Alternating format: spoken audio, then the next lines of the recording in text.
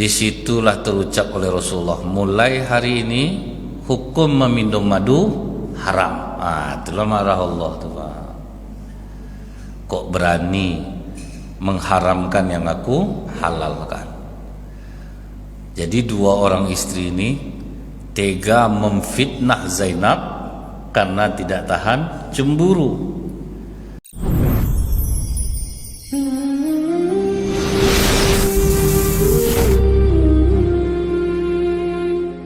Bismillahirrahmanirrahim. Assalamualaikum warahmatullahi wabarakatuh. Innal hamdalillah nahmaduhu wa nasta'inu wa nastaghfiruh wa na'udzu billahi min shururi anfusina wa min sayyiati a'malina. May yahdihillahu fala mudhillalah wa may yudlil fala hadiyalah. Asyhadu an la ilaha illallah wahdahu la syarikalah wa asyhadu anna Muhammadan abduhu wa rasuluh. Allahumma shalli wa sallim wa barik ala hadzal nabiyil karim wa ala alihi wa sahbihi ajmain.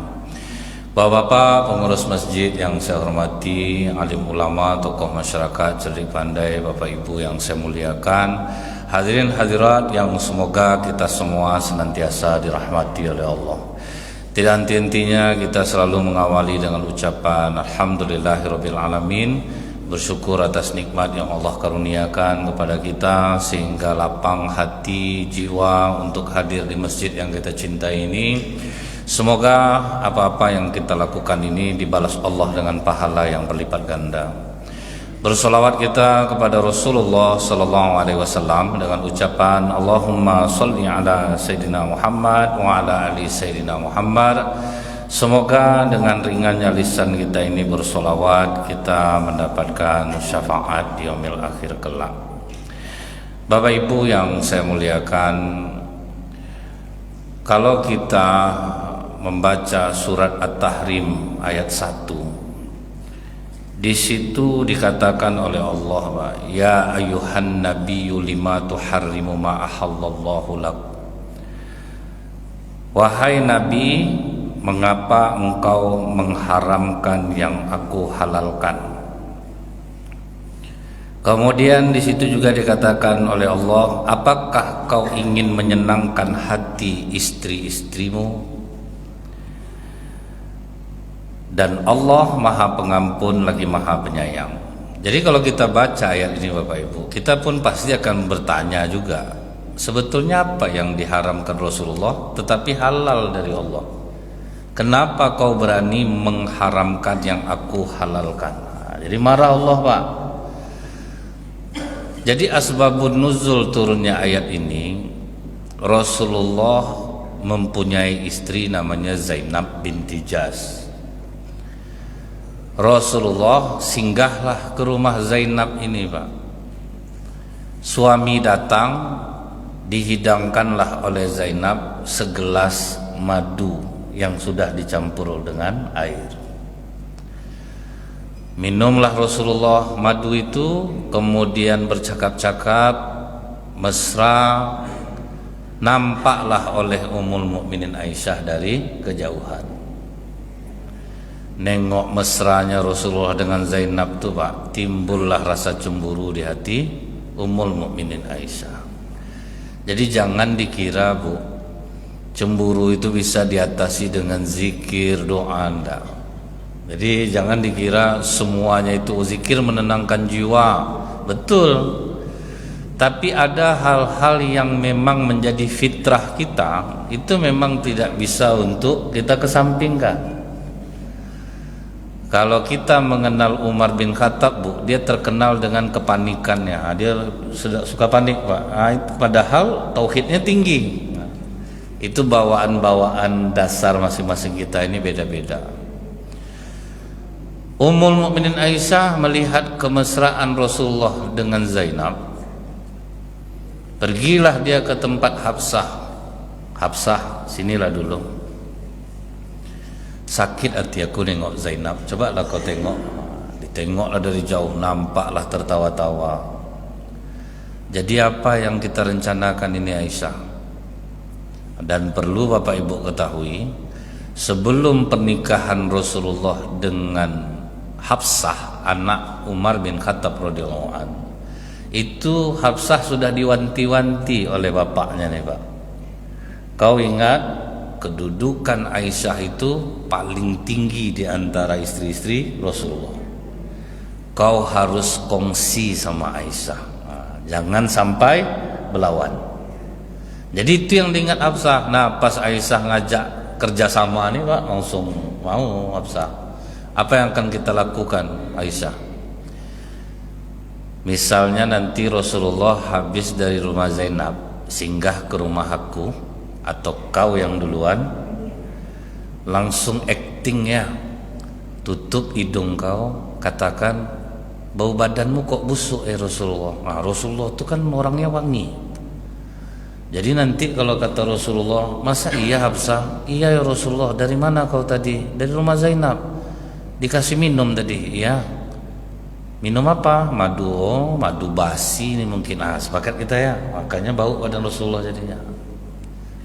Jadi lihat Bapak Ibu, Rasulullah pernah mengatakan kepada para sahabat, kalau perempuan cemburu jangan dimarahi, karena dia memang tidak bisa membedakan mana bagian lembah bawah dan mana bagian lembah di atas. Artinya omongan dia apa aja itu biarkan saja. Jadi itu memang sudah dimaklumi itu Pak, cemburu ini. Jadi sembarang ngomong pun terserah dia. Rupanya setelah selesai Rasulullah dari rumah Zainab, yang disinggahi pertama kali adalah Hafsah. Hafsah langsung menutup hidungnya Bu. Kok busuk bon badan kau ya Rasulullah? Terkejut Rasulullah. Masa iya Hafsah? Iya ya Rasulullah. Bau napa aku? Bau magafir. Dari mana kau tadi Rasulullah? Dari rumah Zainab. Minum pula tadi di sana. Ada dikasihnya madu 11. Zainab nitah madu-madu apa yang dikasihnya ke suaminya? Itu. Bahkan cemburu ini sampai memfitnah Pak, tapi dimaklumi Pak. Jadi kalau Bapak kena fitnah sama istri Bapak, diam aja lah Pak. Ada usah heboh lah lagi. Tega kamu memfitnah suami sendiri, lah usah Pak. Memang itulah dia bawaannya. Rasulullah apa tidak malu Bu? Sebab kata para sahabat, Rasulullah itu tidak memakai parfum pun wangi Pak. Cuman Rasulullah itu kenapa suka dengan aroma parfum? Supaya janganlah sahabat tidak pakai parfum Pak. Jadi Rasulullah itu mencontohkan beliau suka dengan parfum. Padahal pengakuan sahabat tidak pun Rasulullah itu memakai parfum, aroma badannya itu wangi, beda sama kita. 3 jam pahit kita Pak. Kalau Rasulullah makin lama makin harum dia Pak. Apalagi kalau udah tua, kadang sholat bau balsem samping Pak kan, bau minyak angin, bau fig inhaler. Tapi karena segar aromanya tidak masalah juga Pak. Nah setelah itu pindah Rasulullah ke rumah Ummul Mukminin Aisyah. Sampai di rumah Ummul Mukminin Aisyah, Ummul Mukminin Aisyah itu nutup hidung pula Pak. Busuk aku Aisyah. Iya ya Rasulullah, dari mana kau tadi nih? Dari rumah Zainab. Hafsah bilang aku busuk juga. Minum pula tadi di rumah Zainab. Ada dikasih madu biasa aja padahal. Oh berarti ini lebah yang mengisap magafir tuh ya Rasulullah, makanya busuk badanmu jadinya. Disitulah terucap oleh Rasulullah, mulai hari ini hukum meminum madu haram. Itulah marah Allah tuh Pak. Kok berani mengharamkan yang aku halalkan? Jadi 2 orang istri ini tega memfitnah Zainab karena tidak tahan cemburu. Dan ternyata kecemburuan itu sesuatu yang biasa, dan kedua istri Rasulullah ini hanya diperintahkan untuk minta ampun kepada Allah. Cuma itu aja diperintah Pak. Apakah kali ini saja Rasulullah kena marah? Sebetulnya ada beberapa kali Pak. Nah itulah membuktikan bahwa Al-Quran ini firman Allah, tidak ada dihilangkan dalam Al-Quran Rasulullah yang kena marah sama Allah tuh. Ayat yang sering kita dengar, abasa wa tawalla an ja'ahul a'ma wa ma yudrika la'allahu yazakka au yazakkaru fatanfa'u. Jadi Rasulullah itu Pak sedang ngomong sama pembesar-pembesar Quraisy, datang orang buta mau bertanya soal iman kepada Rasulullah, namanya Abdullah ibnu Umi Maktum. Jadi Rasulullah langsung tidak enak mukanya Pak, karena dia lagi bicara sama pembesar-pembesar Quraisy. Sahabat yang buta ini bertanya, langsung masam muka Rasulullah. Ngamuk Allah Pak, bermuka masam kau Muhammad ketika datang seorang buta kepadamu. Kena marah Rasulullah. Waktu Rasulullah mendoakan Abdullah bin Ubay bin Salul, tokoh munafik Madinah, Allah tegur lewat surah At-Taubah ayat 84 Pak.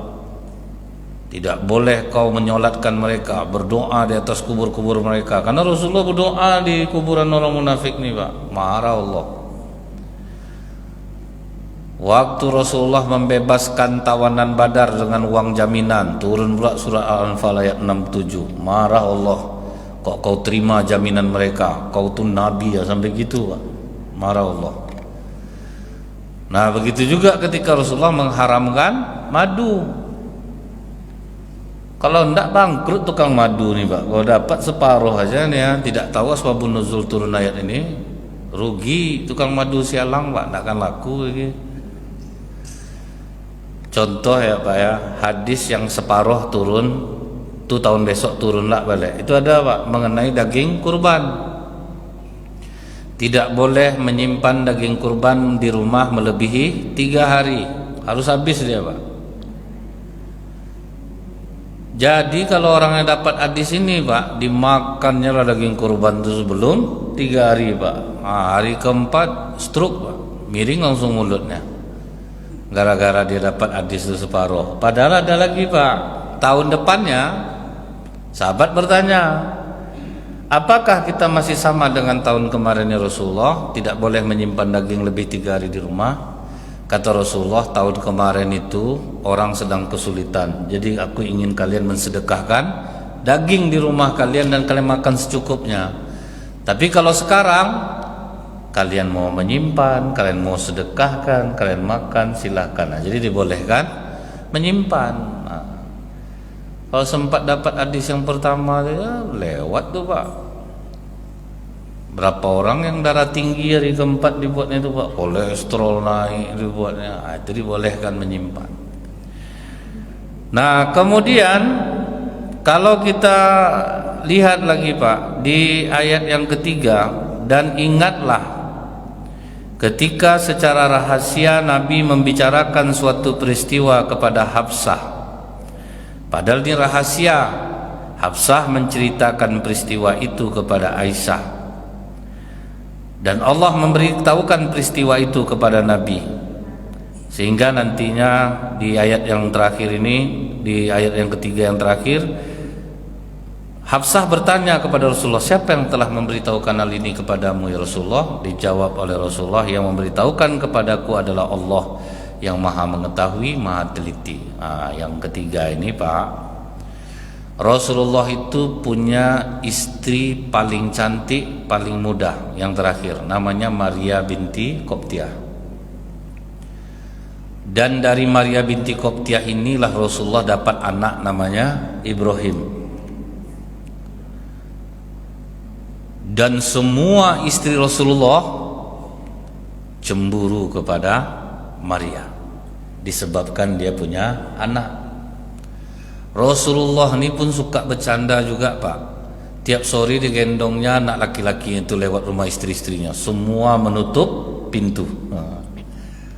Kok di Pak Rasulullah jalan-jalan, tutup orang itu pintu Pak. Cemburu karena tidak ada yang punya anak selain Maria. Jadi hari itu giliran Rasulullah di rumah Hafsah. Hafsah pamit ke Rasulullah, ya Rasulullah, izinkan aku untuk bertemu dengan ayahku. Oh silakan Hafsah, berangkatlah. Pergilah Hafsah menemui ayahnya. Hafsah pergi, Maria lewat Pak. dipanggil oleh Rasulullah. Nama suami manggil itu datang, masuklah ke rumah Hafsah. Cerita-cerita sama Rasulullah. Tak lama sudah itu pulang Hafsah, Pak. Nampak ada Maria dalam, menggelegaklah kecemburuan Hafsah. Lari Hafsah masuk kamar, Maria pun langsung lari pula keluar. Rasulullah tuh hebatnya sebagai suami, Pak. Diakuinya salahnya. Hafsah, tolong rahasiakan ini. Kalau sempat tahu istri yang lain, azab aku Hafsah, azab aku. Aku minta maaf. Aku salah. Aku yang memanggil Maria itu. Padahal ini adalah hari giliran. Tolong rahasiakan nih Hafsah. Rupanya Hafsah diceritakannya kepada Ummul Mukminin Aisyah. Ummul Mukminin Aisyah diceritakan ke istri yang lain. Heboh, Pak. Disitulah Rasulullah tidur di masjid tuh, Pak. Jadi janganlah Bapak malu lagi, Pak, diperambus istri itu. Rasulullah aja tidak ada, berantem juga, Bu. Tidak ada yang boleh Rasulullah masuk rumah gara-gara itu. Itulah Rasulullah. Kalau kita pernah dengar Rasulullah tidur di masjid beralaskan pelepah kurma sampai berjejak punggungnya itu, itulah gara-gara itulah tuh, Pak. Semua marah kepada Rasulullah. Jadi tidak ada yang rahasia di rumah tangga Rasulullah tuh, Pak. Supaya kita tuh janganlah terkejut. Kalau bapak disuruh ibu keluar dari rumah, aku nak mau abang pulang, ya duduklah bapak di masjid. Saya kalau nampak orang, Pak, bukan di bulan Ramadan tidur di masjid, ini dah kasus nih. Dah kena ambui lah sama istri itu. Rata-rata ya, Pak. Cumannya itu mereka pasti larinya ke masjid di rumah dia di masa-masa kecil. Karena kalau di masa-masa kecil itu orang udah tahu semuanya daerah itu. Disitulah dia tidur.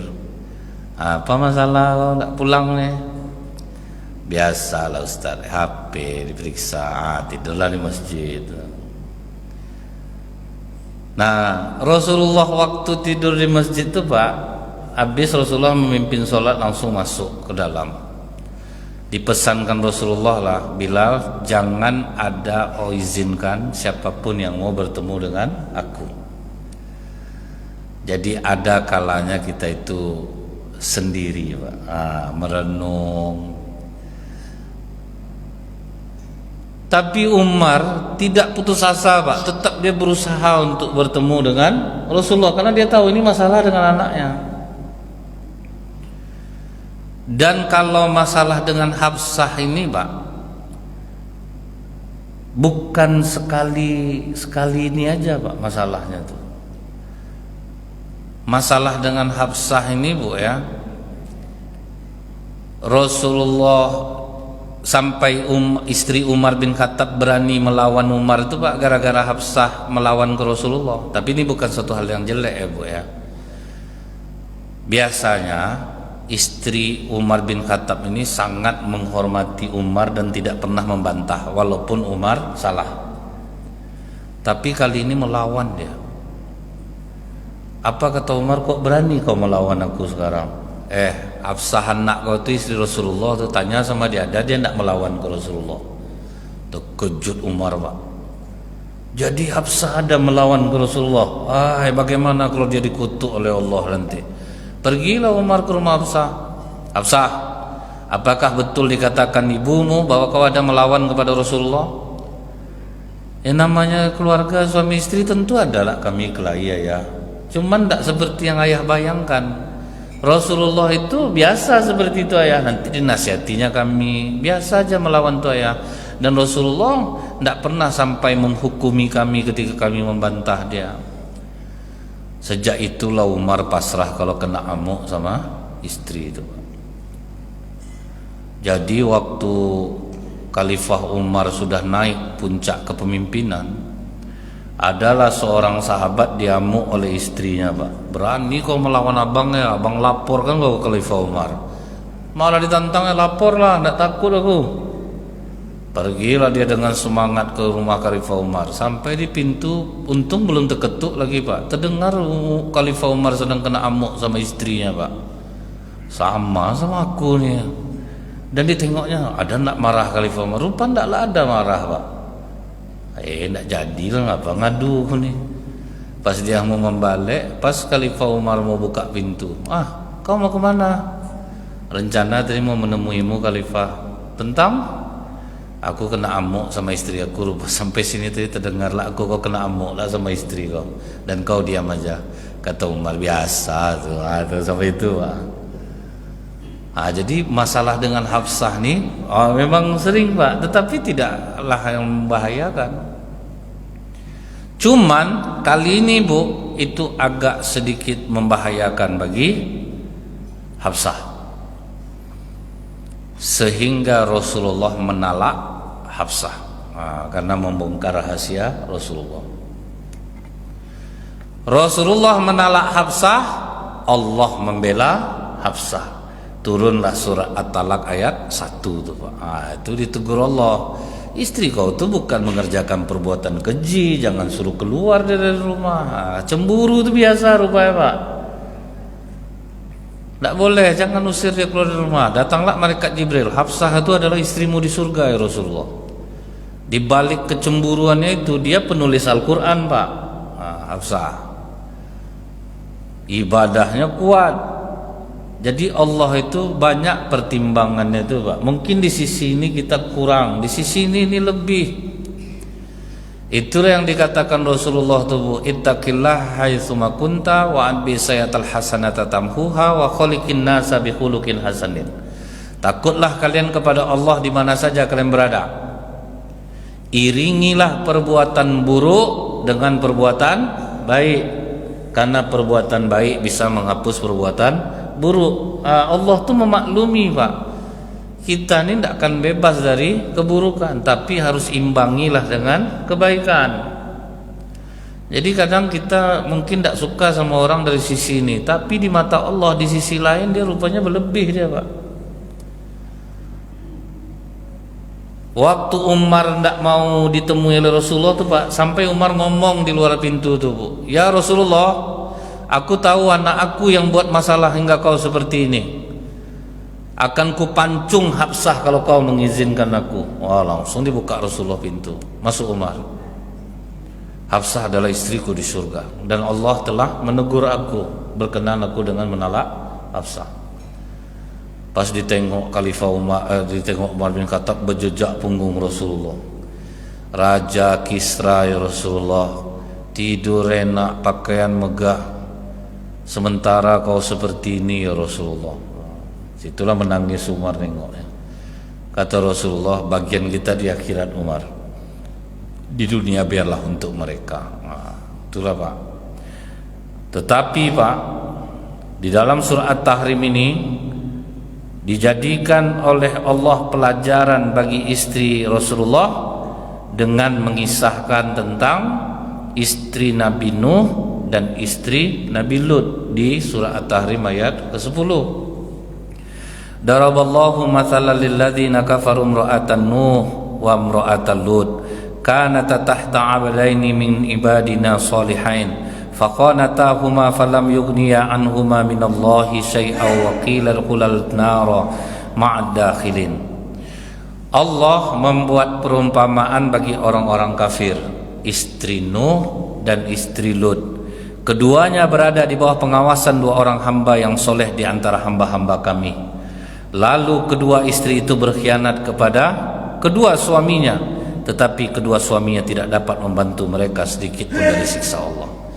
Jadi Allah menegur Bu ya, istri Rasulullah tuh, kau ingat bahwa tidak semua istri Nabi ini yang baik. Apakah kalian dari golongan itu?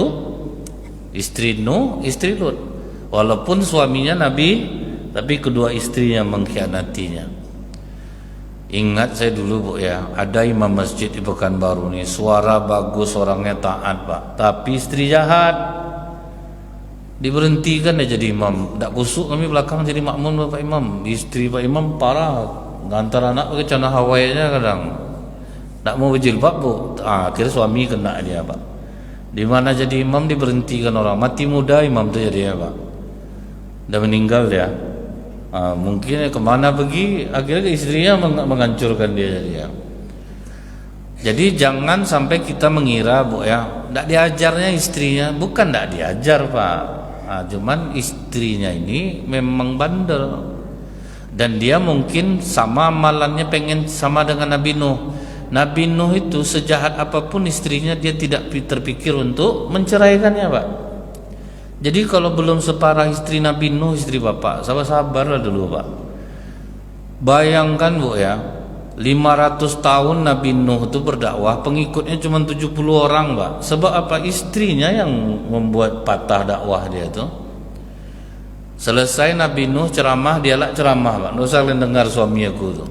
Kalau memang betul dia duluan lah aku ikut daripada kalian. Itu yang menghalang tuh. Apalagi orang kaumnya mendengarkannya. Sebab apa bu? Apa yang dikatakannya ini macam betul pak. Apalagi waktu Nabi Nuh membuat kapal di tempat yang kering, istrinya tuh lah mencemooh bu. Tengok gilanya dia, laut jauh dibikinnya kapal di daratan. Macam mana besok mau mendorongnya itu? Anda gila sama kalian tuh. Nabi Nuh bu ya, berapa sabarnya bu, menunggu keputusan Allah untuk membuat kapal tu aja pak. Nanam pohon lah dulu, bukanlah kayu diturunkan Allah dari langit, suruh nanam dulu berpuluh tahun bu untuk mendengarkan cemoohan, dibully orang setiap hari. Ngeri bu, soal netizen ini dari zaman dulu tuh udah ada. Jangan dikira lebih parah lah netizen zaman Nabi itu lagi pak. Orangnya kelihatan pak, kalau sekarang anonim semuanya, tak nampak siapa yang menghina memaki itu. Sudahlah jadi kapal tuh jauh di daratan, tidak dekat pula laut, jauh pokok bu, di daratan dibikin Nabi Nuh itu. Karena Nabi Nuh diam aja dibully bu, dihina, jahatnya kaumnya waktu itu. Dijadikannya lah kapal Nabi Nuh itu untuk tempat buang air besar. Siapapun yang pengen naik ke atas tu pak. Bayangkan bu, tinggi orang 60 hasta, 30 meter tu sebesar ember tu pak. Penuh kapal tu pak. Kotoran manusia ini jahat bu. Kalau udah kering pak, pakai sendok dompol bisa ngikis lagi pak. Bayangkan sedihnya hati Nabi Nuh tu pak. Perjuangan dakwahnya bu, istrinya tu yang menghancurkannya. Tapi bu, bagaimana cara Allah membersihkan kapal Nabi Nuh tersebut? Datanglah hukuman Allah pak, dalam bentuk kesehatan. Ada bapak-bapak kakinya pincang, naiklah dia ke atas kapal tuh mau buang air besar. Karena payah mencari tempat pak, ini udah ada songgok, ini songgok pula. Jadi karena payah mencari tempat, terpeleset latuk nih bu. Jadi kakinya yang pincang tuh kena kotoran yang ada di kapal Nabi Nuh tuh, sembuh pak. Berlari dia turun ke bawah, wahai kaumku berkumpullah. Ternyata kotoran yang lengket di atas kapal Nabi Nuh mengandung berkah. Kalian kan tahu aku pincang bertahun-tahun. Lihat aku udah bisa jalan, aku bisa berlari, hilang sakit aku. Gara-gara taik menempel di kaki aku nih. Ini masih ada taiknya lagi, tengoklah. Berkumpullah masyarakat pak, membersihkan kapal itu balik. Betul-betul dikikis bersih. Jadi kalau ada bu ya, orang sakit sembuh karena najis, itu hukuman dari Allah tuh pak. Udah kemana-mana saya berobat ustaz, tidak sembuh. Datanglah ada orang bilang minum air kencing pas bangun tidur tuh pak, sembuh saya ustaz. Ada azab kaum Nabi Nuh bapak tuh, berarti lah parah bapak tuh. Karena Allah tidak akan pernah menurunkan obat untuk kita tuh pak, yang najis itu tidak akan ada. Tapi kalau udah barang najis yang bisa menyembuhkan kita, itu hati-hatilah tuh. Sakit mata, cuci pakai air kencing pagi itu. Sebetulnya bu, dokter tuh udah muak bu, apapun obat nak cocok di bapak ini dia aja terus datang rumah sakit muak dokternya. Minum air kencing lagi pak. Sebetulnya dokter tuh udah pening kepalanya bu. Apa aja obat dah habis ilmunya pak. Akhirnya minum aja air kencing coba pak. Dicobanya sembuh, berarti itu dah azab pak. Itu persis azab kaum Nabi Nuh itu. Dan istrinya nih Bu ya, saking sayangnya Nabi Nuh, waktu banjir bandang itu terjadi Pak, sempat juga Nabi Nuh memohon kepada Allah untuk menyelamatkan istrinya. Situ marah Allah Bu, dia bukan golonganmu Nuh. Lihat sabarnya Nabi Nuh menghadapi istrinya itu. Bagaimana dengan istri Nabi Lut? Berbeda dengan istri Nabi Nuh Bu. Istri Nabi Lut itu awalnya sangat baik,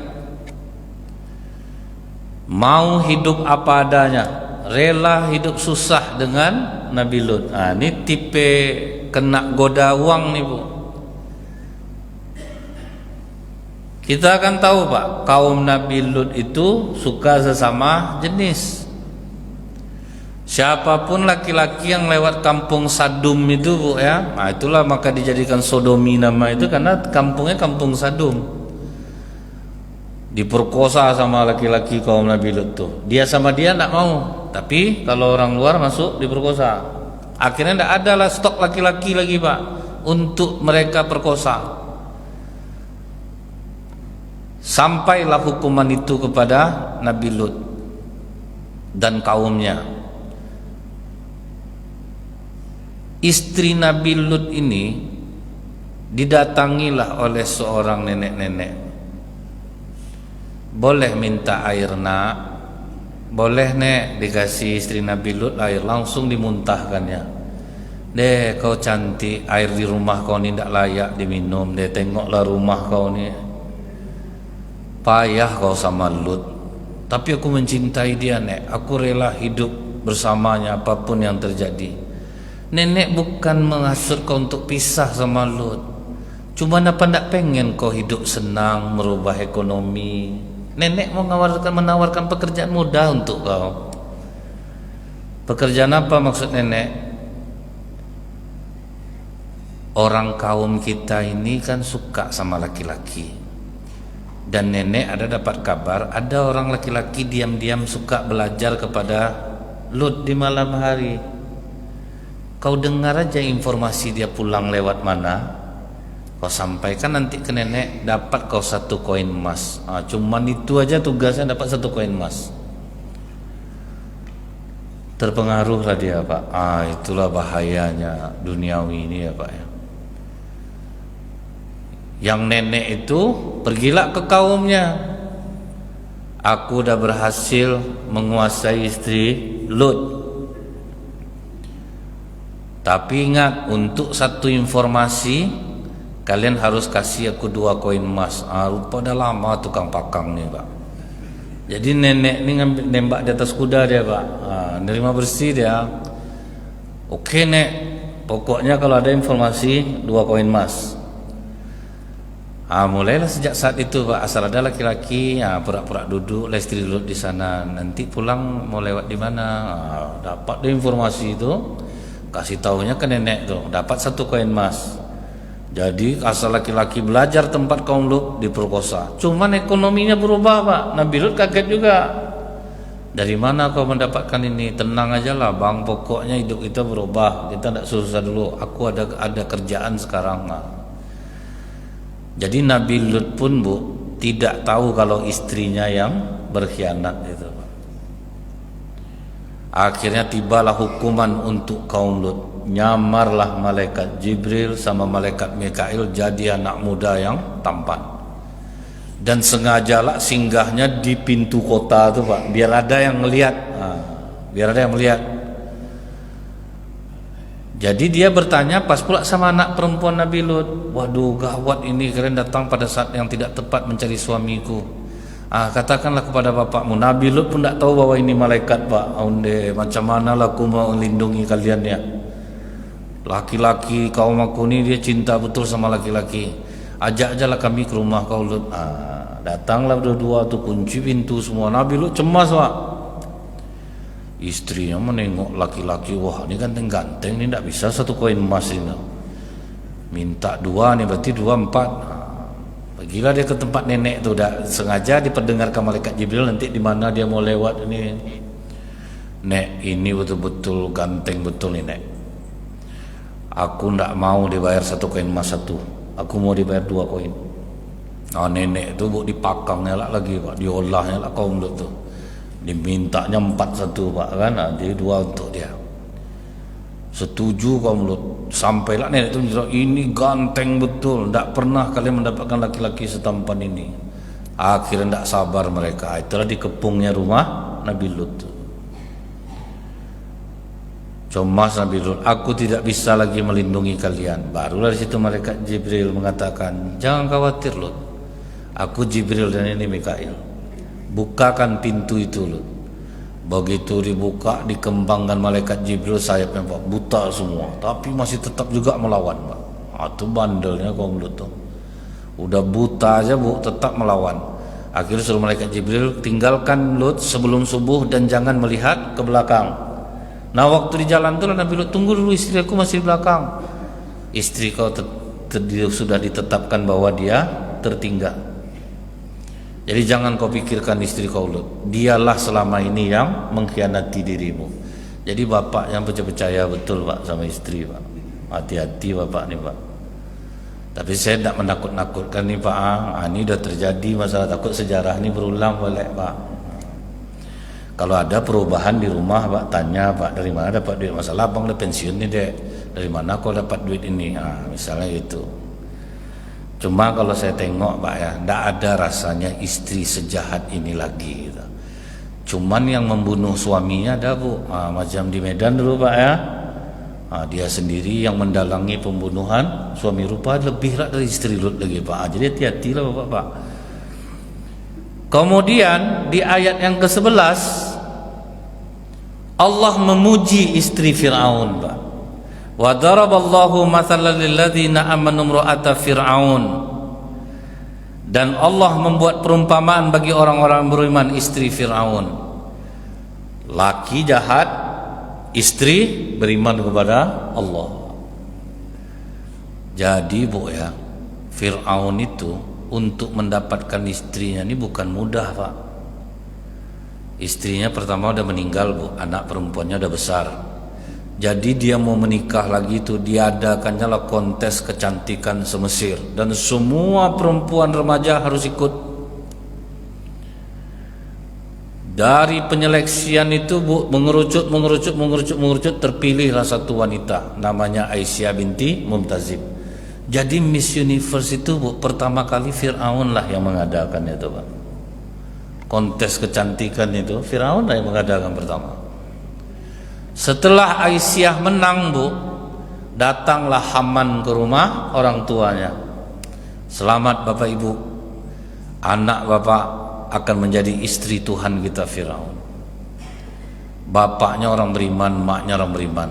Karena dia takut dibilangnya lah bu, kalau untuk masalah jodoh kami tidak mau ikut campur. Langsung aja lah tanya ke Aisyah. Apa jawaban Aisyah ketika Haman menyampaikan pesan Fir'aun itu pak? Aku tidak akan pernah menikah dengan laki-laki yang mengaku dirinya Tuhan. Itu kuatnya pak. Tapi karena penolakan Aisyah ini, apa kata Fir'aun? Tangkap kedua orang tuanya, siksa. Anak tidak mau, orang tua yang disiksa. Setelah banyak luka-luka lebam di tubuh ayah dan ibunya itu bu, pertemukan Aisyah dengan kedua orang tuanya. Melihat orang tua habis badan, bekas ditimpakan batu bara panas di punggung sampai meleleh-leleh lemak tubuhnya itu bu. Menangislah Aisyah. Kenapa kau perlakukan orang tuaku seperti ini Firaun? Karena kau tidak mau jadi istri aku. Kalau mau kau jadi istri aku Aisyah, aku bebaskan orang tua kau ini. Apa kau minta aku kasih? Ana rabbukumul a'la, aku Tuhan yang paling tinggi. Aisyah berusaha untuk mempersulitnya bu, supaya dia tidak jadi istri Firaun. Oke, kata Aisyah, aku mau menikah dengan kau Firaun, tapi ada syarat yang harus kau penuhi. Yang pertama, bangunkan rumah indah untuk kedua orang tuaku di tepian sungai Nil, dan jamin orang tuaku tidak akan kelaparan, dan berikan pengobatan yang terbaik untuk menyembuhkan luka-lukanya. Oke, itu pak. Firaun itu pula dia bu, oke. Jadi disangka Aisyah Firaun akan nolak. Ditambahnya syarat yang kedua bu, kau boleh menikahi aku, Kau boleh bawa aku kemana saja kalau ada acara, tapi kau tidak boleh menyentuh tubuhku dan tidur bersama aku. Tidak masalah sama kau Aisyah. Aku jalan sama kau itu bangga aku dah. Padahal Pak, maksud Aisyah itu biar tidak mau Firaun. Rupa mau juga Pak. Itu yang dibilang orang Bu. Orang kalau udah jatuh cinta, apapun jabatannya pasti bodoh jadinya Pak. Tidak ada ndak. Macam perempuan Bu, kalau udah cinta betul, azab saya ditampar sama suami saya Ustaz. Tuh ngapain Bu nak meninggalkannya? Itulah Ustaz, nak terciumnya ketiaknya sehari lain rasanya Ustaz. Banyaklah gaya itu. Kan jadi bodoh namanya itu Pak. Jadi orang kalau udah jatuh cinta membabi buta itu Bu, memang bodoh datang. Fir'aun aja Pak, jatuh cinta betul sama Aisyah Pak. Diiyakannya Bu. Akhirnya menikahlah mereka dan Fir'aun tepat janji. Betul-betul dibangunkan rumah indah, diobati dengan pengobatan yang terbaik, makan enak, dan dia tidak pernah menyentuh Aisyah. Itulah kelebihan Firaun tuh Pak, janji betul-betul ditepati, tidak mau dia sentuh.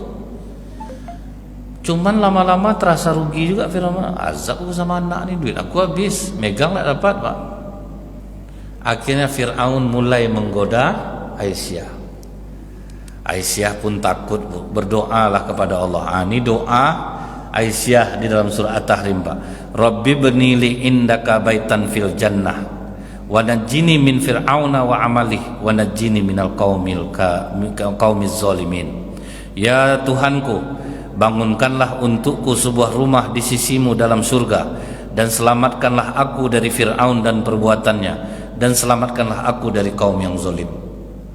Itulah doa Aisyah. Jadi kalau suami ibu jahat, tinggal ganti aja nama Fir'aun tuh Bu. Ganti nama Fir'aun dengan nama suami sendiri.